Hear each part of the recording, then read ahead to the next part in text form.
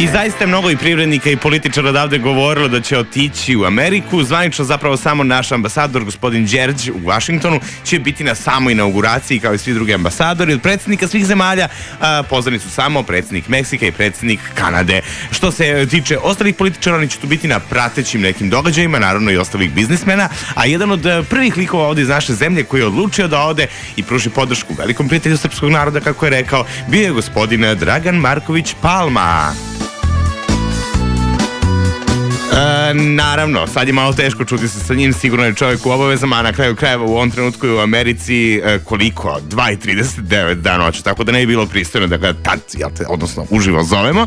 Pa sam ja gospodina Palmu pozvao pre nekoliko dana da vidim šta on to očekuje da će se desiti na inauguraciji. Evo šta mi je rekao. Kad se budem vratio, reći vam šta sam razgovarao i s kim sam razgovarao i šta sam dogovorio.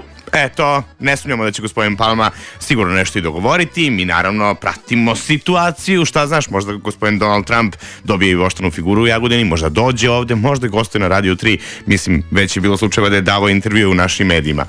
A ne, izvinjavam se, ipak to nije bio taj intervju.